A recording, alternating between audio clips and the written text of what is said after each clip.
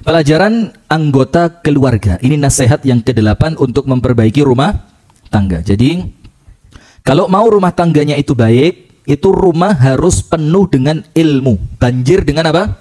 Ilmu. Ini kita doakan ya teman-teman kita di mana-mana, di Jakarta, di Bekasi, di semua tempat yang kemudian sedang terkena bencana banjir. Mudah-mudahan Allah memberikan kesabaran kepada mereka, menjadikan musibahnya segera usai, dan Allah berikan kepada mereka ganti dari apa yang hilang dari mereka. Amin ya rabbal alamin. Tidak ringan loh Bu, saya punya teman kolektor kitab di Bekasi, dan kitab yang dia beli itu bukan kitab-kitab murah, kitab-kitab mahal. Subhanallah. Biasa kalau banjir itu tidak parah, ternyata kemarin banjirnya parah. Itu kitabnya dia yang nilainya lebih 50 juta itu semua kerendam air. Dan pecinta kitab itu kitabnya jangankan hilang, rusak itu loh. Itulah maka orang minjemin kitab itu kadang-kadang abot, gara-gara kita ini buka kitab itu pelan-pelan gitu. Ternyata dipinjem orang ditekak-tekuk juru nih, ditekuk, nanti pinggirannya melontir. Nah itu ngono tok, itu ngelarakno hati untuk orang yang suka kitab. Apalagi kitab sebanyak itu kerendam banjir. Ya mudah-mudahan Allah beri ganti yang lebih baik. Amin ya rabbal alamin. Jadi kalau kepingin rumah tangga kita baik, ibu-ibu sekalian, perhatikan rumah tangga kita harus banjir dengan apa? Ilmu. Ayah ngajarin anak, ibu ngajarin anak, anak membaca di hadapan orang tua. Nanti mereka saling mendiskusikan. Karena apa? Anda tahu hadisnya kan?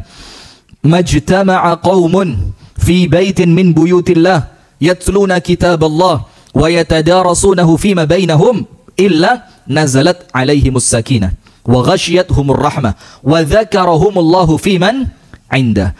Tidaklah sekelompok manusia kumpul di salah satu rumahnya Allah untuk baca Al-Quran, mempelajari Al-Quran, kecuali apa? Allah tutupi mereka dengan rahmatnya, Allah siram mereka dengan sakinahnya, dan Allah sebut mereka di hadapan siapa? Malaikatnya. Anda bisa bayangin kalau keutamaan ini masuk ke rumah panjenengan. Sakinah, apa sakinah? Omai tenang. Rahmah, apa rahmah itu? Di rumah ini ada perasaan tidak tega untuk saling menyakiti satu dengan yang lain. Bapak njeriti anak itu lo gak tega, lek ono rahmah dalam rumah tangga itu. Istri neriakin suami, Mas, ya ini kok durung tangi, jemuran itu tidak tega. Apalagi kemudian yang ketiga, nama penghuni rumah tangga itu, suaminya, istrinya, anaknya, itu oleh Allah disebut-sebut, dijadikan bahan zikirnya Allah. Dan oleh Allah disebutkan di mana? Di hadapan para malaikat. Itu kalau suaminya mendapatkan, istrinya mendapatkan, anaknya mendapatkan, ini rumah tangganya insya Allah menjadi rumah tangga yang baik. Amin ya rabbal alamin. Yang seperti saya pernah sampaikan di pengajian yang sebelumnya, akan lebih bagus kalau suami itu dihormati istri bukan sekedar suami. Jadi saya menghormati kamu bukan sekedar kamu suami saya, tapi rasa hormat itu akan bertambah dengan ta'zim. Ta'zim itu apa? Mengagungkan, memuliakan. Itu ketika seorang istri melihat suaminya, kamu suamiku, tapi kamu juga guruku. Itu maka lebih lagi. Karena murid itu dituntut apa kepada gurunya? Hormat. Nah, apabila murid itu adalah istrinya, apabila murid itu adalah anaknya, dan seorang suami menjadi sosok seorang guru, tauladan guru yang meluruskan, yang menasehati, insya Allah rumah tangganya akan menjadi rumah tangga yang baik. Seperti itu. Mengajar adalah kewajiban yang mesti dilakukan oleh pemimpin keluarga. Siapa pemimpin keluarganya? Siapa? Suami apa istri? Suami apa istri? Yo, nggak suami, tapi kalau ada keputusan istri yang ambil putusan ya. Hah? Usul atau maksa? Usul kok gak diterima pure. Itu maksa itu. Si suami bilang kita mau jalan-jalan ke Batu. Si istri bilang oh enggak bisa. Kebun teh. Apa itu? Lawang. Suami bilang Batu, istri bilang Lawang. Kira-kira itu mobil ke arah mana? Lawang. Nah, Anda sudah tahu itu kan? Lawang. Itu artinya apa? Suaminya ngalah ya, bagus. Yo ngalah terus ya, terus sampai mati ngalah terus, bagus. Nggak bisa, harus suami yang ambil keputusan. Mengajar adalah kewajiban yang mesti dilakukan. Sekarang saya mau tanya, kalau itu kewajiban, ketika seseorang dalam rumah tangganya meninggalkan apa yang Allah wajibkan, mesti ada yang salah kan? Ada yang rusak. Dan kerusakan itu kalau dibiarkan, menjadikan rumah tangga kita lama-lama tidak sehat. Maka tidak boleh, di rumah tangga itu ada kewajiban yang tidak dilakukan. Ini merusak rumah tangga. Sebagai realisasi dan perintah Allah. Apa perintahnya? At-Tahrim ayat yang ke-6. Ya ayyuhalladzina amanu qu anfusakum wa ahlikum nara. Wahai orang-orang yang beriman, jagalah dirimu dan jagalah keluargamu dari api neraka yang bahan bakarnya adalah manusia dan batu. Maka perintahnya Allah begini. Dan di dalam sunnah Rasulullah, itu Rasulullah mengajarkan doa-doa kepada istrinya. Rasulullah mengajarkan zikir kepada istrinya. Sehingga selain itu adalah suaminya, dia juga adalah apanya? Gurunya. Ayat di atas merupakan dasar pengajaran pendidikan anggota keluarga. Memerintahkan mereka dengan kebaikan dan mencegah mereka dari kemungkaran. Lihat, di rumah tangga kita harus ada amar ma'ruf nahi munkar. Tidak boleh ada pembiaran. Si suami keluar sampai jam 1:30 malam. Maka kemarin ini faidah dari Ustadz Budi Azhari. Ini untuk yang suka ngopi ba'dal isya. Ternyata ada keringanan. Boleh ternyata. Secara umum, bangun ba'dal isya itu hukumnya makruh. Karena ba'dal isya itu waktunya siapa? Istri, anak-anak, dan tidur. Tapi beliau katakan dalam kitabnya para ulama, kopi itu adalah minumannya ulama. Jadi kalau Anda kepingin dikatakan ulama yang suka ngopi. Karena kopi minumannya siapa? Ulama. Maka beliau bilang, boleh bangun ba'dal isya, tidak tidur, bahkan sampai adzan subuh. Untuk 3 alasan. Nomor 1, samar bainaz zaujain. Itu begadang suami dan istri. Oh, yang punya suami, yang punya istri ya. Yang nggak punya, yo tidur aja. Mau ngapain begadang? Itu yang pertama. Ngobrolin apa? Saya tanya Ustadz Budi, ngobrolin apa Ustadz? Ya rahasia Ustadz, nanti di belakang saya ceritain. Sampai belakang beliau nggak cerita. Getun saya. Yang kedua, itu as-samar fi munaqashatil ilmi. Begadang untuk diskusi ilmu. Maka beliau cerita kemarin. Oh, yang pertama ya. Yang pertama dalilnya apa? Rasulullah diceritani oleh Ibunda Aisyah kisah tentang 11 kepala rumah tangga. Ya enggak? Tahu nggak ceritanya? Yang satu bilang suamiku pencemburu, yang satu bilang suamiku kayak kayu. Karena rasanya blas yo adem. Yang satu bilang suamiku itu tidak bisa melihat sesuatu kecuali dia mengangkat cemetinya. Itu cerita. Yang satu cerita saja kita ceritakan 20 menit. Satu. Ini bukan satu, berapa? 11. Dan Rasulullah mendengarkan itu dari Ibunda Aisyah ba'da salatil isya. Yang kedua, as-samar fi munaqashatil ilmi, diskusi ilmu. Jadi Umar itu pernah di zaman Umar menjadi khalifah, setelah isya mau pulang. Sama sebagian sahabat dipegang, Umar saya mau tanya, masalah apa? Ditanya, dijawab, ditanya, dijawab, ditanya, dijawab. Sampai ketika pertanyaan itu memanjang dan memanas, itu yang menghentikan mereka itu adzan subuh. Kaget mereka. Karena diskusi apa? Ilmu. Yang ketiga, berbicara untuk urusan umat yang tidak mungkin ditunda sampai besok. Maka anggota DPR kita itu Masya Allah, semoga Allah berkahi mereka. Jadi kalau memutuskan di atas jam 12 malam itu mengamalkan sunnah itu. Jadi tiba-tiba taken di atas jam 12 malam ya. Keputusan apa itu kemarin? Oh, Omnibus Law itu ternyata ada dalilnya dalam syariat itu. Jadi memutuskan kepentingan umat yang tidak bisa ditunda sampai besok. Seperti apa? Urusan perang. Kita besok pasukan perang diletakkan di mana, pemimpinnya siapa, persenjataan bagaimana, ditunda sampai besok, entek diserang sama musuh kita ya. Nah, maka hadirin sekalian,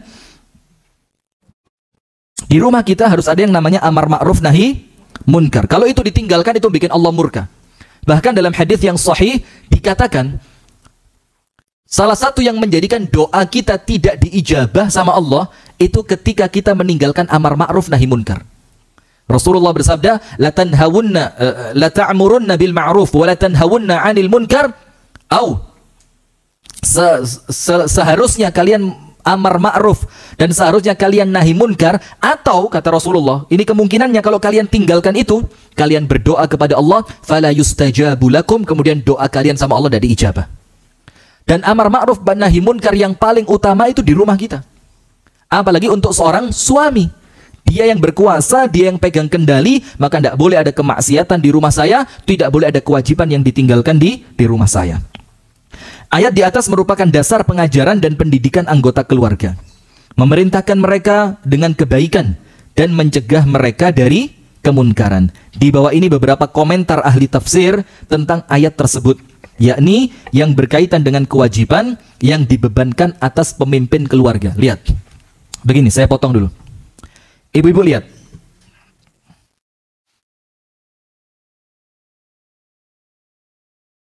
Ibu-ibu lihat 4 keluarga yang ketemu di dunia dan nasib mereka di akhirat, kan begitu. Jadi keluarga itu dibagi 4. Ketemu di dunia, tidak ketemu di akhirat. Yang kedua, ketemu di dunia, ribut di akhirat. Yang ketiga, ketemu di dunia, reuni di surga. Yang keempat, ketemu di dunia, saling menolong untuk masuk surga nanti di akhirat. Panjenengan mau yang nomor berapa? Ya 3, apa 4? Ketemu di dunia, reuni di surga. Kalau saling menolong ini yo, kalau memang ada yang kepleset masuk neraka, akhirnya ditolong oleh keluarganya. Nah, yang kedua, ketemu di dunia tapi ribut di mana? Nah, Anda lihat itu mereka ketemu di akhirat bukan untuk sayang-sayangan, bukan untuk melepas kangen, tapi mereka ketemu di akhirat itu untuk saling nuntut. Si istri nuntut suaminya, ya Allah saya tidak mau masuk neraka sendirian. Saya ini tidak pakai jilbab ya Allah, itu karena suami saya mendiamkan. Akhirnya ketika suami mendiamkan, maka saya keterusan. Akhirnya ketika istri masuk neraka karena itu, istri narik siapa? Suami. Karena tidak ada amar ma'ruf nahi munkar. Anak masuk neraka karena pacaran. Dibiarin sampai zina. Masuk neraka karena itu. Kemudian ketika anaknya masuk neraka, anaknya ngomong sama Allah, ya Allah, waktu saya mau pacaran, ibu saya ngasih modal. Disangoni, nak 5 juta cukup gak nak? Nah gitu. Kuduntek lu nak, lega entek ibumu sedih lu nak, 5 juta kuduntek. Nah, dimodalin sama ibunya. Akhirnya keterusan sampai zina, masuk neraka dia. Maka yang ditarik siapa? Ibunya. Tidak ada amar ma'ruf nahi munkar. Suami juga gitu, masuk neraka karena korupsi. Suami bilang, ya Allah saya tidak mau masuk neraka sendirian. Kenapa? Saya korupsi ini ya Allah karena istri saya tidak qanaah. Minta tas mahal. Ya tas mahal, Taj Mahal. Tas yang mereknya Hermes. Tas itu kan sudah minta tas mahal, dia minta tinggal di perumahan mewah, dia tidak mau pengajian naik mikrolet. Hati-hati loh Bu, sekarang naik mikrolet itu ada kesan koyo aib, padahal tidak sama sekali, malah enak. Cuma sekarang gara-gara musimnya ibu-ibu tuh turun pengajian, turunnya dari mobil, cret, aduh iki sing gare sing liyane rodok minder. Maka kalau bisa sederhana itu jauh lebih baik. Orang itu kalau bisa sederhana dalam keadaan dia mampu, itu jauh lebih utama. Nah maka jangan sampai karena kemewahan yang Anda tunjukkan, orang lain itu merasa kecil hati, ojo. Dan Anda yang masih belum punya mobil, belum punya motor, yo jangan kecil hati, yo santai saja. Karena dunia itu bukan ukuran kemuliaan, betul enggak? Allah kasih dunia untuk orang yang Allah cintai, dan Allah kasih dunia juga kepada orang yang tidak Allah cintai. Nah, maka hati-hati meninggalkan amar ma'ruf nahi munkar di rumah kita, itu menjadikan kita nanti rumah tangganya akan rusak. Al-Imam Qatadah menafsirkan At-Tahrim tadi ya, At-Tahrim ayat yang ke-6 tadi, hendaknya dia memerintah mereka taat kepada Allah serta mencegah mereka dari maksiat kepada Allah. Hendaknya menjaga mereka untuk melakukan apa yang Allah perintahkan dan membantu mereka di dalamnya. Maka apabila kamu melihat kemaksiatan, hendaknya engkau menjauhkan mereka dari kemaksiatan itu dan memperingatkan mereka untuk tidak melakukannya. Itu tafsir dari Imam Qatadah. Kemudian Al-Imam Ad-Dhahhak dan Muqatil, dia berkata, merupakan kewajiban setiap muslim mengajarkan kepada keluarganya dari kerabat dan hamba sahayanya akan apa yang Allah wajibkan atas mereka dan apa yang Allah larang dari mereka. Itu kewajiban siapa? Suami. Maka hati-hati, jadi suami itu juga berat, karena suami itu punya tanggung jawab untuk mengantarkan anak dan istrinya masuk ke dalam surga dan menjauhkan mereka dari api neraka. Kalau sekedar ngasih makan si enteng ya kan. Kalau cuma sekedar ngasih makan masih ringan, tapi kemudian menyelamatkan anak-anak dan istri kita dari api neraka, atau istri-istri dan anak kita, yang mana yang betul? Menyelamatkan anak-anak dan istri atau istri-istri dan anak? Ibu-ibu diam sebentar ya. Gimana Pak yang betul Pak? Istri-istri dan anak. Mas Arif ya, suami antum, istri antum ada? Ada istrinya, sudah siap. Mulai digoreng sampai. Bagaimana kita itu menjauhkan anak-anak dan istri kita, jangan ditambahi, dari api neraka. Dan itu berat. Itu seperti yang saya kemarin sampaikan di tempatnya Ummu Rafi. Di antara amalannya para salaf itu, kalau mereka setelah nikah itu ibadahnya tambah kuat, karena mereka minta tolong kepada Allah dengan ibadah tadi untuk Allah ikut menjagakan istri mereka. Maka seakan-akan dalam tanda kutip ya, itu membayar nang Gusti Allah, ya Allah dengan tambahan ibadah ini ya Allah, ini membayar untuk kesolihan istriku. Setelah mereka punya anak, tambah kuat ibadahnya. Kenapa? Karena mereka merasa sekarang yang dijaga bukan aku tok. Sekarang yang dijaga bukan istriku tok. Tapi termasuk yang dijaga adalah anakku. Maka dia nambahi ibadahnya. Ini kalau bahasa kita, wis nambahi duit, gain jogo anakku. Kan begitu. Nah maka dalam rumah tangga itu ibadah memang sangat penting. Kemudian Ali radhiyallahu taala anhu berkata, ajari dan didiklah mereka. Apa bedanya ajari dan didik itu bedanya apa? Coba. Allimuhum wa addibuhum. Kalau ta'lim itu pelajaran teoritis. Sementara addibuhum, adab itu apa? Akhlak. Akhlak, bagaimana kita mengontrol keseharian mereka. Itu namanya addibuhum. Maka seorang ayah, itulah kenapa tidak dianjurkan kerja sampai larut malam. Dan kalau kita lihat orang tua kita zaman dulu ya, Masya Allah, berangkat kerja setelah matahari terbit, pulang kerja sebelum matahari tenggelam. Dan hidupnya baik-baik saja. Cuma sekarang ini kadang-kadang, ya gara-gara bukan sekedar nyari cukup itu loh ya. Kalau zaman dulu kan cukup itu wis, alhamdulillah banget sudah, cukup itu luar biasa sudah. Lebaran bisa beliin baju buat anaknya, nanti anak saya nikah bisa bantu untuk keperluan pernikahan. Itu luar biasa. Sekarang ini yang dicari apa? Lebih. Padahal lebih ini mulai bahaya. Orang itu wis ono sing lebih bahaya. Ada waktu lebih, bahaya, mikir sih nggak kena. Ada uang lebih, mikir yang sesuatu yang nggak kena-kena. Ada tenaga lebih. Itulah kenapa tenaga kita itu harus habis dalam taat kepada Allah, supaya nanti ketika ada keinginan maksiat, wis ndak ono tenaga, ndak ono duit, ndak ono waktu. Paham? Nah maka sayangnya kita ini kan kakean lebihnya, kakean waktu lebih, tenaga lebih, pikiran lebih, akhirnya terfikir sesuatu yang tidak baik. Wallahu ta'ala alam bissawab. Maka Ali mengatakan ajari dan didik mereka. Allimuhum wa addibuhum. Ajarkan ilmu dan kontrol akhlak mereka.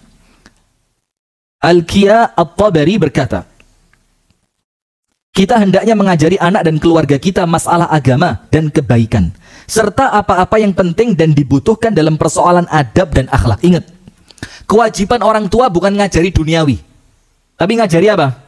Ukhrawi. Nah, sayangnya sekarang begini. Ini Anda perhatikan dan kita rasakan ini.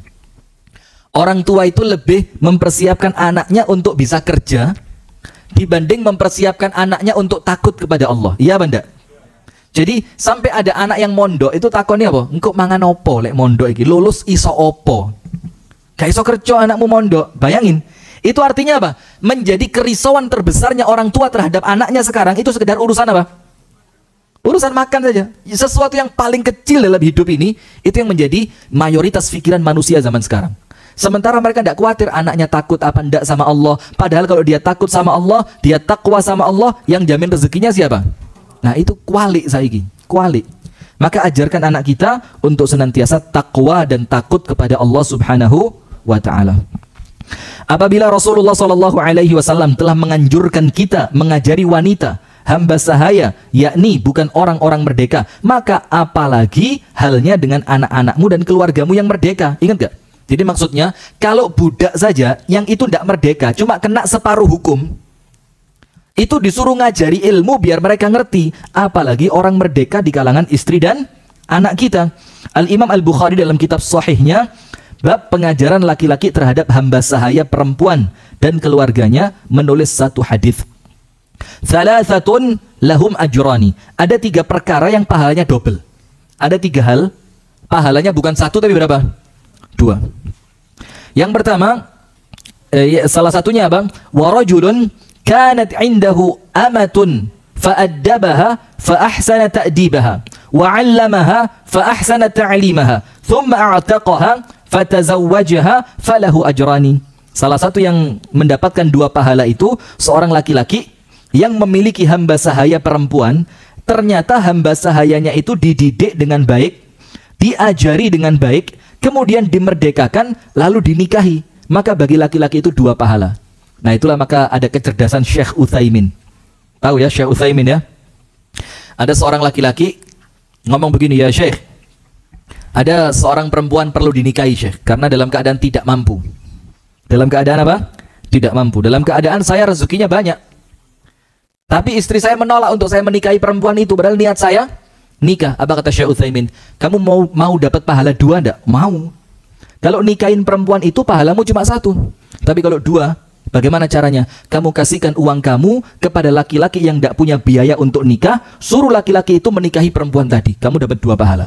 Menyelamatkan perempuan itu dan nolong laki-laki untuk nikah. Jadi gak moro-moro poligami aja. Saya kepengen nolong dia. Kenapa nolong harus dengan nikah itu? Kenapa? Iya enggak? Di sini nolong dia dengan cara apa? Carikan laki-laki yang sepadan dengan dia, yang sekufu dengan dia, yang belum nikah. Atau antara janda dan duda. Kan majelis taklim ini kan koneksinya besar. Ada ummahat-ummahat ini yang belum nikah atau sudah ditinggal suami. Dan ingat loh ya, nikah lagi setelah ditinggal mati oleh pasangan itu bukan aib. Ini yang perlu kita luruskan. Nikah lagi setelah ditinggal mati oleh pasangan itu bukan apa? Bukan aib. Anda tahu Imam Ahmad? Itu ada satu muridnya tidak datang pengajian sehari tok. Malam ketika sholat isya ketemu Imam Ahmad, ditanya, Aina kunta, kamu dari mana seharian tidak datang pengajian? Dibilang apa? Matat zaujati, istriku meninggal dunia. Kapan meninggalnya? Tadi siang. Saya makamkan, saya kubur, maka isya saya ketemu sama kamu. Oh ya. Imam Ahmad tanya, hal tazawwajta ba'daha? Kamu sudah nikah lagi atau belum? Bayangin, ini baru tadi siang lo meninggal. Tapi pertanyaannya Imam Ahmad apa? Sudah nikah atau belum? Laki-laki itu dengan penuh keheranan dia bilang, ya jelas belum dong. Sama Imam Ahmad ditarik, ayo pulang ke rumah saya, dinikahkan sama anak perempuannya Imam Ahmad. Lalu Imam Ahmad ngomong apa? Saya tidak suka laki-laki itu tidur tanpa istri. Laki-laki, ayo. Cuma bahasa kita sekarang kan elek, mesti bahasanya apa? Kuburan itu turun garing, wis rapi maneh. Apalagi usum mudan ngene, gak garing-garing wis ora iki. Gak rapi-rapi. Iya kan, Bu? Iya mendak? Itu omongan ibu-ibu, tonggone rapi maneh. Loh entahlah, ya Allah. Iki biyen omah iki sing tuku ya sing wedok. Aku eling biyen benisu iku sing wedok iku nyiram ndek kene. Saiki sing wedok mati. Sing lanang ngelepokno wong wedok anyar. Pernah ngomong gitu, Bu? Sudah percaya belas saya. Sudah lanjut. Dalam penjelasan hadis di atas, Ibnu Hajar mengatakan, kesesuaian hadis dengan tarjamah, maksudnya judul bab. Dalam masalah hamba sahaya perempuan adalah dengan nas, dan dalam masalah keluarga dengan qiyas. Sebab perhatian kepada keluarga yang merdeka dalam soal pendidikan tentang kewajiban yang dibebankan Allah dan tentang sunnah Rasulnya adalah sesuatu yang harus dan pasti melebihi perhatian kepada hamba sahaya perempuan. Jadi kalau budak saja itu tuannya wajib mengajarkan kewajiban, apalagi kepada istri dan anak. Karena adanya kesibukan dan tugas serta ikatan lainnya, seseorang terkadang melalaikan untuk meluangkan waktu bagi dirinya sehingga bisa mengajari keluarganya. Jadi karena alasan apa? Kesibukan. Waduh maaf ya, ini tidak bisa, repot, tidak nutut, tidak kober. Nah itu tidak boleh. Di antara jalan pemecahan dalam persoalan ini, yaitu hendaknya ia mengkhususkan 1 hari dalam 1 minggu. Ini keren, cuma abot. Lewat salah kedaden biasanya angel. Kalau sudah terlanjur biasanya apa? Susah. Jadi mengkhususkan 1 hari dalam 1 pekan. Nah seperti saya tadi di jalan ngobrol sama teman-teman ini, mana lebih diutamakan, dakwah kepada keluarga atau kepada orang lain? Jangan keras-keras, tunggu dulu pelan-pelan. Mana lebih diutamakan, kepada keluarga atau kepada orang lain? Tidak bisa dikatakan mana lebih utama. Pada keluarga wajib, pada orang lain juga wajib. Terus bagaimana? Setelah Anda cukupkan waktu untuk keluarga, maka harus mulai melangkah untuk orang lain. Sekarang masalahnya kadang-kadang ada orang yang berpatokan keluarga lebih penting. Ternyata keluarganya gak dadi-dadi. Terus kapan dia dakwah keluarnya? Nah maka di sini harus seimbang. Memang ada prioritas pada keluarga. Kita khususkan waktu untuk mereka, kita khususkan pengajaran untuk mereka. Dalam keadaan di waktu yang lain kita juga meluangkan waktu untuk orang lain. Nah maka seperti itu. Maka tidak boleh ngomong tidak ada waktu, tidak kober, itu tidak boleh. Cuma sayangnya banyak di antara rumah tangga kita sekarang itu lebih melepaskan pendidikan anak mereka kepada guru les, ngaji, les, hafalan Quran, les, diniyah sore, tata cara sholat, tata cara wudhu, tata cara puasa, sekolah keluar sore. Kenapa ada ibunya? Kenapa Bu? Tidak kober atau tidak iso? Ngaku aja tidak apa-apa ya, tidak iso ya. Nah maka harus betul-betul ini diperhatikan. Hendaknya ia mengkhususkan satu hari dalam seminggu sebagai waktu untuk keluarga. Bahkan mungkin juga dengan melibatkan kerabat yang lain untuk menyelenggarakan majelis ilmu dalam rumah. Jadi bukan cuma satu keluarga, boleh juga dengan keluarga besar. Saya kemarin di Batu sama Mas Fevri ini, di Batu, itu paman saya punya kaset-kaset jadul. Ternyata tahun 97 itu di keluarga kami di Batu, itu punya pengajian keluarga namanya pengajian keluarga Sakinah. Anda tahu yang isi siapa zaman itu? Ustadz Abdullah Hadromi. Sebulan sekali. Itu tahun 97, 24 tahun sing dhisik. Setelah itu kemudian Ustadz Abdullah Hadromi berangkat ke Arab itu. Ini jadi mulai zaman itu di keluarga wis ono namanya pengajian keluarga Sakinah. Itu dikumpulkan sebulan sekali, gentenan rumah. Kalau sekarang ke genti arisan apa enggak, Rai? Iya. Kalau zaman dulu pengajian, sekarang apa? Arisan. Ya enggak apa-apa sih. Tapi kemudian diselingi dengan apa? Pengajian. Boleh juga dengan melibatkan keluarga yang lain. Ia hendaknya mengumumkan hari tersebut kepada segenap anggota keluarga dan menganjurkan agar menepati dan datang pada hari yang ditentukan tersebut. Artinya apa? Wes sepakat ya. Kita misalkan kita khususkan hari Selasa misalkan. Ya wes Selasa fokus sama keluarga.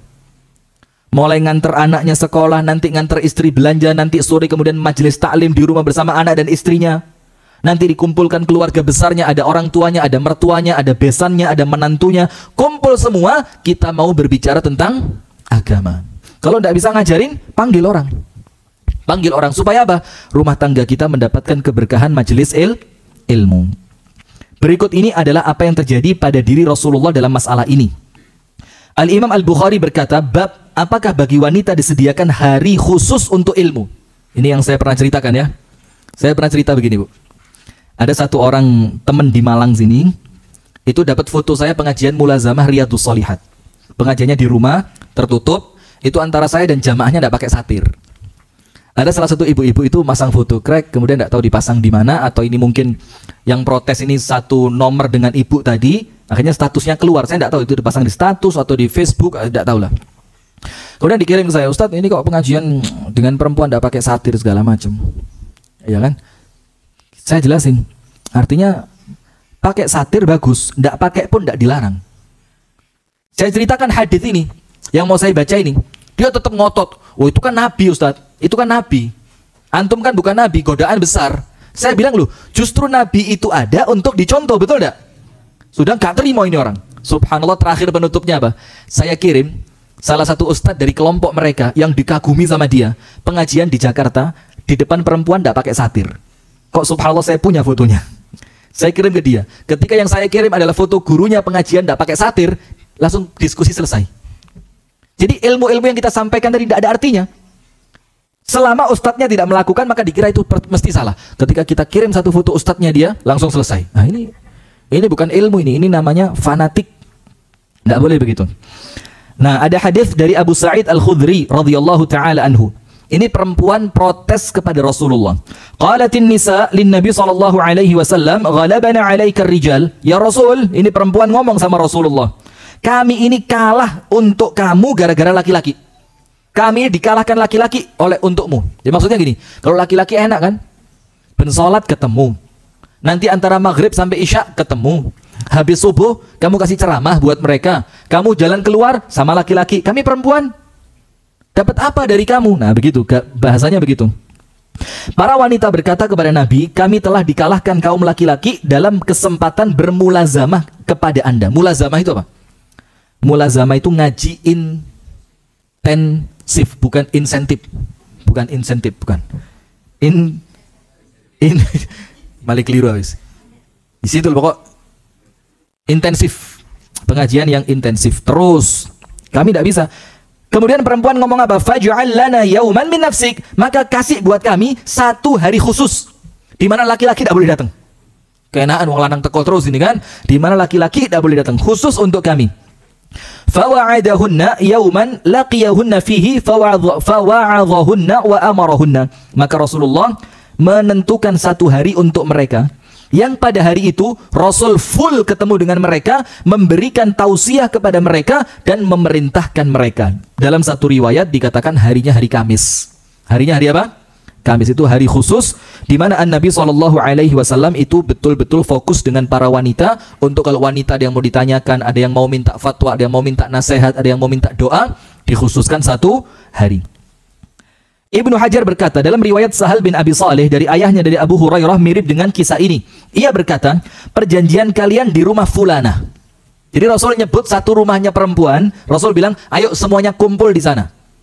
Nanti aku akan datang ke sana. Maka Rasulullah mendatangi mereka dan memberikan ceramah kepada mereka. Dari hadis di atas kita bisa mengambil kesimpulan akan pentingnya pengajaran pada wanita di rumah. Anda tahu ibundanya Nabi Musa? Ibundanya Nabi Musa, Bu, langsung dapat peringatan dari Allah. Ini perempuan. Maka dalam surah Al-Qasas dikatakan begini, wa auhayna ila ummi Musa an ardi'i فَإِذَا خِفْتِ عَلَيْهِ فَأَلْقِيهِ فِي الْيَمِّ وَلَا تَخَافِي وَلَا تَحْزَنِي إِنَّا رَادُّوهُ إِلَيْكِ وَجَعِلُوهُ مِنَ الْمُرْسَلِينَ. 6. Kami wahyukan kepada ibundanya Nabi Musa. Tapi ingat, wahyu di sini bukan wahyu risalah. Artinya ibunya Nabi Musa bukan jadi rasul, bukan. Wa ma kana nabiyyun qattu untha. Tidak mungkin ada seorang nabi dari kelompok perempuan. Disebutkan oleh para ulama bisa jadi lewat mimpi, bisa jadi lewat seorang malaikat yang menjelma di hadapan ibundanya Nabi Musa. Apa perintahnya? Nomor 1, an ardi'ihi, suruh nyusoni Nabi Musa. Fa idza khifti 'alaihi fa alqihi fil yammi. Kalau kamu takut keselamatan anakmu, hanyutkan dia ke sungai. Perintah kedua. Perintah pertama nyusoni, perintah kedua apa? Menghanyutkan ke sungai. Kemudian ada 2 larangan. Apa larangannya? Wala takhafi wala tahzani. Jangan takut, jangan sedih. Itu larangannya. Kemudian ada 2 berita gembira. Inna radduhu ilaiki, kami akan kembalikan Musa kepada kamu. Berita gembira kedua apa? Wa ja'iluhu minal mursalin, dan kami jadikan dia seorang rasul. Bayangin, ini langsung dari Allah. Tapi ketika Musa itu mulai hanyut, apa Allah katakan? In kadat latubdi bihi laula arrabatna ala qalbiha. Hampir saja ibundanya Nabi Musa itu mencolot untuk ngerebut Musa dari Fir'aun. Kalau kami tidak kuatkan hatinya. Ini perempuan, bayangin, Bu, langsung dapat perintah dari Allah, dapat larangan dari Allah, dapat berita gembira dari Allah, tapi tetap hatinya kurang apa? Kurang mantep. Allah perlu kuatkan lagi hatinya. Ini ibundanya Nabi Musa yang dapat perintah langsung dari siapa? Allah. Apalagi istri kita, Pak. Jadi istri kita, loh, wingi lah tak kandani ya kon iki. Ya, kandani mana? Loh iya. Loh, wingi lah wis janji ya. Luput, yo janji mana? Lu wingi lah wis tak eling noa, lali, yo eling no mana? Itu ibunda Nabi Musa aja begitu ya. Apalagi kemudian sekedar istri kita yang ada di rumah. Nah, kemudian dari hadis di atas bisa kita ambil kesimpulan akan pentingnya pengajaran bagi para wanita di rumah. Dan mengingatkan pula betapa besar perhatian para sahabat wanita dalam masalah belajar. Ini lihat, Bu. Maka sekarang alhamdulillah majelis taklim sekarang justru lebih penuh ibu-ibunya dibanding siapa? Dan memang pengajian perempuan itu tidak tahu ya, kesannya kok lebih meriah gitu ya. Kok lebih asik gitu. Itu pengajian laki-laki ini sampai garing sampai ngene itu. Kalau perempuan yang ngaji tuh ya, ada yang jualan kaos kaki, ada yang jualan frozen, ada yang jualan gamis, ada yang nagih kreditan jilbab kurang 2 kali. Itu bikin pengajian semakin hidup gitu. Orang sing kere-keran, lho ya apa sih bayar telu kok ditulis loro. Lho ora sampe loro. Lho wingi lho ning jopo pas petuk sampe gak gawa buku, gak sampe tulis wingi. Ora gitu sampe iya itu bikin pengajian semakin apa? Semakin meriah itu. Kalau laki-laki kan gak mungkin ya. Juga menunjukkan bahwa mengkonsentrasikan semangat mengajar hanya kepada laki-laki dengan meninggalkan perempuan adalah kelalaian besar. Jadi tidak boleh hanya semangat ngajarin laki-laki sementara perempuannya tidak diperhatikan. Itu lalai. Sebagian pembaca mungkin berkata, misalnya jika telah meluangkan waktu dalam sehari dalam seminggu, dan hal itu telah kita kabarkan kepada anggota keluarga, lalu apa yang akan kita berikan dalam pertemuan itu? Jadi janjian, ya wes kita janji kita akan ketemu keluarga setiap hari Selasa. Terus bingung, tapi mau ngomong apa? Lah pas ketemu itu kita mau ngomong apa gitu. Nah maka, dan bagaimana pula memulainya sebagai jawaban dari pertanyaan tersebut, penulis mencoba memberikan ide dalam hal ini sehingga menjadi manhaj, program sederhana untuk mengajar. Nomor 1, tafsir As-Sa'di. Tafsir apa? As-Sa'di. Ini tafsir yang insya Allah ringkas sekali dan terjemahannya ada. Terjemahannya ada. Yang kedua, membaca Riyadhus Shalihin. Jadi misalkan hari Selasa pekan pertama baca tafsir As-Sa'di. Selasa pada pekan yang kedua membaca kitab hadis Riyadhus Shalihin. Selasa pada pekan yang ketiga Husnul Uswah bima thabata 'anillah wa rasuli fi an-niswah. Ini kitab tentang perempuan. Juga penting untuk diajarkan kepada wanita beberapa persoalan hukum fikih. Misalkan hukum toharoh, haid, sholat, zakat, puasa, haji. Jika mereka telah bisa melakukannya. Demikian pula hukum makanan dan minuman, pakaian, perhiasan, sunnah fitrah. Sunnah fitrah itu seperti apa? Mencukur kumis, memotong kuku, bulu ketiak dan yang lainnya. Tentang pakaian, perhiasan, sunnah fitrah. Kemudian menjelaskan mahram, menjelaskan hukum mertamu itu bagaimana, hukum gambar. Dan itu tidak perlu suami seorang ustadz. Karena apa? Cukup datang ke toko buku, beli buku-buku yang penerbitnya terpercaya, yang penulisnya terpercaya, bawa pulang ke rumah, baca gantian. Apalagi buku sekarang, Bu, itu kan ada istilah begini. Ada istilah, barang siapa yang gurunya adalah kitabnya, maka lebih banyak salahnya dibanding benarnya. Pernah enggak dapat istilah itu? Ghalaba khata'uhu shawabah, maka kesalahannya akan mengalahkan kebenarannya. Contoh begini. Habbatus sauda dawaun min kulli da. Habbatus sauda. Apa habbatus sauda? Jinten hitam. Rasul katakan dawaun, obat, min kulli da, dari semua penyakit. Ketika ada orang baca, Bu, titiknya habbah, itu kan ba titiknya satu, itu ketetesan tinta. Jadi seharusnya titiknya ba cuma satu jadi dua. Bukan habbatus sauda, jadi apa? Hayyatus sauda. Apa hayyah itu? Ular. Hayyatus sauda, ular hitam, obat dari semua penyakit. Dia cari ular hitam, dipotong-potong, dimakan, orangnya mati. Kenapa? Salah baca kitab. Dan ini kisah masyhur di kalangan para ulama. Ini kisah bukan dongeng ini. Jadi yang semacam itu karena apa? Kitab zaman dulu, Bu, tidak ada syarahnya.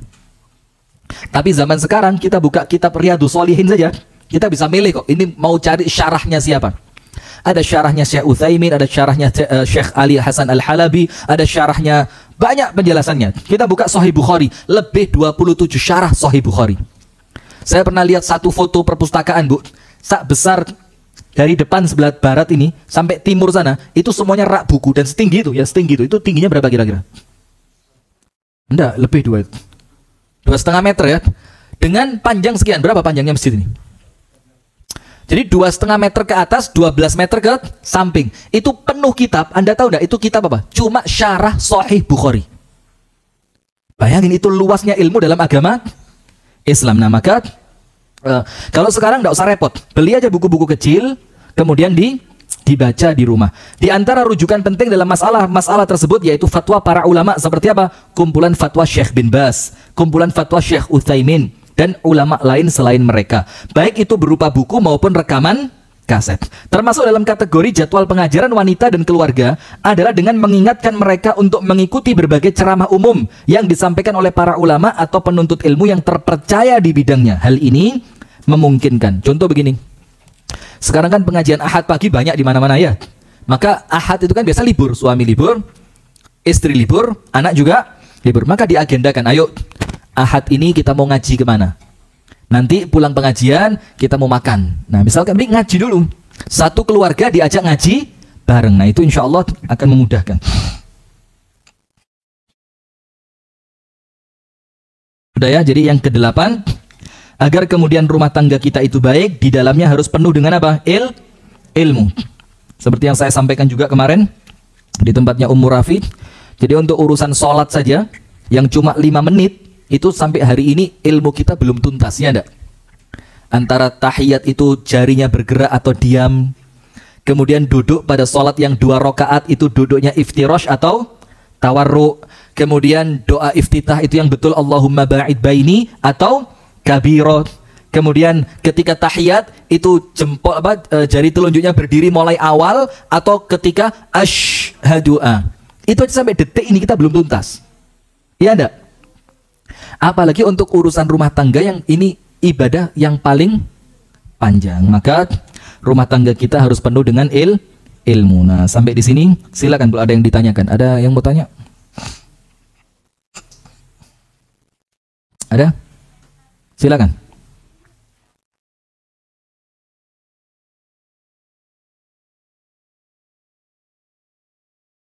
Saya belum tahu itu. Nanti insya Allah saya cari, saya WA akan ke Umur Rafi. Nanti minta ke Umur Rafi ya. Jadi ada 3 amalan yang pahalanya apa? Double. Wallahu ta'ala alam bisawab. Yang lain? Ada? Laki-laki, perempuan? Tidak, kita lanjutkan. Yang ke-9. Ini untuk menunjang yang ke-8. Yang ke-8 tadi apa? Rumah tangga kita harus dipenuhi dengan Maka untuk rumah tangga bisa penuh dengan ilmu, di rumah harus ada perpus. Saya jujur ya, tidak usah malu-malu ya, jujur, tidak usah bohong. Siapa yang di rumahnya belum ada perpustakaan? Angkat tangan. Angkat tangan, angkat tangan. 1. Lainnya ada. Bukunya biro 5, man. Namanya perpustakaan itu mulai lengkap lah. Ada fikih, tafsir, hadis, akhlak, sejarah. Itu perpustakaan lemek. Buku 1 apa? Yang dipegang Ustadz itu bukunya 40 nasihat memperbaiki rumah tangga. Mek kita perpustakaan. Itu namanya, angkat tangan. Yang mulai lengkap. Tuh. Ada semua ya? Yang ada saya mau tanya, bukunya apa? Coba. Tadi kan bilang ada semua kan? Yang tidak ada cuma 1 dan 2 itu. Saya mau tanya yang mana ya? Kasan redek, kasan dingkluk. Langsung lenginin dingkluk kabeh. Tawa tuh. Nah, sudah. Maka yang namanya perpustakaan itu, Bu, harus lengkap. Ada kitab tafsir, ada kitab hadis, ada kitab fikih, ada kitab sejarah, ada kitab tentang fikih, hadis, sejarah, akhlak, tentang tauhid. Kitab tentang tauhid, sejarah tadi sirah. Itu namanya perpustakaan. Nah, supaya apa? Supaya bisa mendukung ketika Anda sedang kumpul keluarga, kumpulnya ndak gosipin titik-titik sabian. Supaya ketika Anda kumpul itu, ayo ambil 1 kitab, seret keluar kitab Riyadhus Shalihin, buka. Oh, ayo dibaca. Bab apa? Bab haramnya gosip. Pas. Nah, dibaca begitu. Jadi di rumah kita harus ada apa? Cuma sayangnya sekarang, Bu, rumah kita itu kualik. Perabotan dapur masuk ruang tamu. Ya apa enggak? Coba di ruang tamu ada lemari keren, isinya apa? Termos, cingkir. Yang dari Arab itu ya. Pulang umroh, cingkir emas, termos. Nanti ada selamat kan no kompori. Coba no kompori no selengkap itu. Itu coba bayangin, ini tempatnya di dapur, ditaruh mana? Nah, sekarang saya kasih usul. Akan lebih bagus kalau ruang tamu Anda itu isinya buku. Kenapa? Ketika tamu masuk ke rumah, tuan rumah mempersilahkan masuk dalam keadaan tuan rumah mau siap-siap dulu. Sebentar ya, saya ganti baju karena adabnya nemui tamu itu tidak boleh pakai baju sembarangan. Harus pakai baju di mana Anda itu pantas ngeregani siapa? Tamu. Oh, daster ini musibah. Musibah daster ini. Dan sayangnya perempuan kok favorit banget daster itu. Apalagi yang seperti pernah saya sampaikan ya. Apalagi daster itu mulai tipis banget. Lek kecantol titik suwei 1 meter krek itu dipakainya tambah enak, betul enggak, Bu? Ini musibah. Isis, iku dipakai pel, ngamuk seminggu gak hilang itu.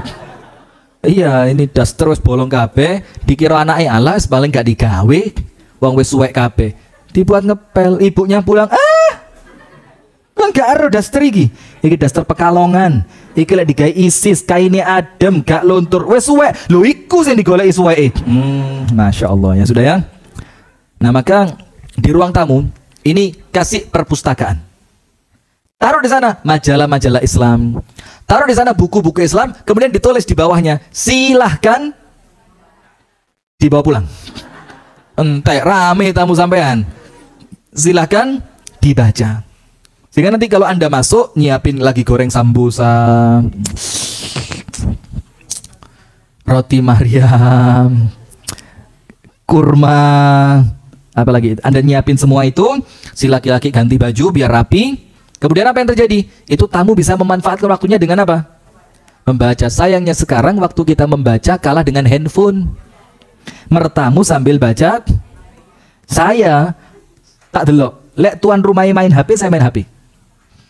Tapi kalau saya lihat tuan rumahnya tidak main HP, saya hormati dia, saya tidak main HP. Begitu pula ketika saya dapat tamu, saya lihat kalau di tangan mereka ada HP, saya tidak akan main HP. Kalau saya lihat di tangan mereka tidak ada HP, saya konsen sama mereka. Tapi kalau saya lihat di tangan mereka ada HP, sebentar ya ngecek dulu ya. Saya main HP juga. Ini namanya adil. Namanya apa? Adil. Walaupun ya tidak pantas seharusnya ya. Karena orang bertamu itu mesti ono perlu nih. Terus mana mungkin orang yang sama kita ada perlu, kita kecewakan dia dengan sesuatu yang tidak penting. Semacam apa? HP, dan HP ini memang musibah, serius. Dan saya sendiri mulai kecanduan. Jadi terus bahkan teman-teman ini bilang saya wali. Karena sambil ceramah bisa balas WA. Sambil ceramah balas WA. Dan itu tidak boleh, zalim itu. Kenapa? Kita meremehkan orang yang berbicara dengan kita. Itu tidak boleh seharusnya. Jadi bikin perpustakaan di rumah. Saya pernah sampaikan ada beberapa buku yang Anda harus punya di rumah. Nomor 1. Yang Anda harus punya itu, Bu, nomor 1 kalau sejarah Ar-Rahiqul Makhtum. Ar-Rahiqul Makhtum itu kitab sejarah milik Asy-Syaikh Shafiyur Rahman Al-Mubarakfuri. Nomor 2, tafsirnya saya sarankan As-Sa'di boleh, atau tafsir Al-Muyassar, atau tafsir Ibnu Katsir. Itu bagus untuk pemula. Jangan At-Tabari, Bu. Nah, ini kayak pajangan tok atau diwoco ya. Yang ketiga, kitab hadis 2, Arba'in Nawawi, atau ditambahi punya Ibnu Rajab. Punya siapa? Ibnu Rajab.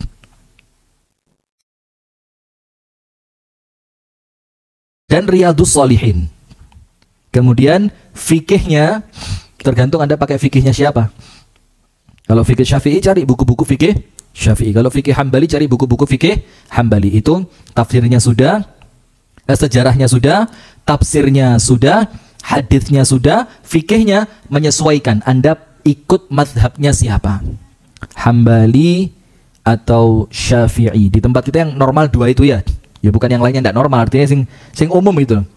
Kalau Hanafi itu rata-rata di daerah India dan sekitarnya. Kalau Maliki itu biasa di daerah Maroko dan sekitarnya, Maghrib, Maroko, Tunis, itu biasanya mazhabnya Maliki. Indonesia mayoritas apa? Syafi'i. Maka Syekh Saleh bin Fauzan Al-Fauzan mengatakan tidak sepantasnya seorang penceramah atau mubaligh itu menceramahkan sesuatu yang tidak sesuai dengan mazhab negaranya. Itu Syekh Saleh bin Fauzan Al-Fauzan ngomong begitu. Jadi tidak pantas. Kalau fikihnya Syafi'i, ya sudah, kalian fokus pada Syafi'i, kemudian ceritakan itu agar tidak memunculkan polemik.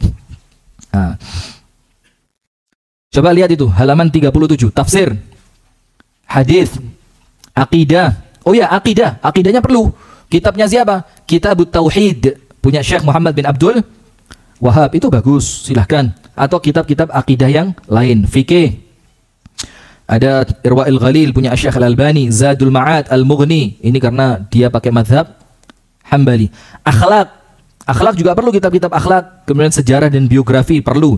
Maka minimal itu, Bu, kalau bikin perpustakaan di rumah minimal itu. Dan nanti insya Allah yang ke-10 halaman 40, Bu, perpustakaan audio. Jadi bukan buku tapi apa? Audio. Kalau zaman dulu kaset. Zaman saya masih di Jakarta dulu, itu saya sampai punya, nggak tahu saya kira di KB hilang KB. Itu rekamannya Syekh Utsaimin, itu saya punya lebih dari 20 kaset. Ketika Syekh Utsaimin itu menjelaskan Riyadhus Shalihin, yang sekarang ditulis oleh murid-muridnya jadi kitab Syarah Riyadhus Shalihin. Kemudian fatwa-fatwa Syekh bin Baz, itu kita kumpulkan karena dulu di perpustakaannya Lipia, itu di lab bahasa, itu menyediakan jasa ngerekam kopi gratis. Jadi kita bawa kaset sendiri, nanti sama dia dikopikan. Itu wakai, Bu. Jadi sekali pencet itu bisa jadi 5-6 kaset bisa. Itu dulu di Lipia gratis. Dan itu untuk ngelatih bahasa. Untuk ngelatih apa? Bahasa. Sudah ya? Insya Allah kita lanjutkan pada pertemuan yang berikutnya, yaitu pada perpustakaan kaset. Tapi ya mirip-mirip. Perpustakaan kaset ini kalau sekarang bisa digantikan dengan apa? TV-TV Islami di rumah ya. TV Islami, flash disk, wah tambah top. Flash disk itu masuk, tinggal Anda pilih. Jadi nanti yang berikutnya insya Allah kita akan mulai pada halaman yang ke-43, yaitu apa? Mengundang orang soleh, ulama, dan para penuntut ilmu ke rumah. Nah, ini penting. Jadi rumah kita itu biar menjadi rumah yang akrab didatangi oleh orang-orang yang baik.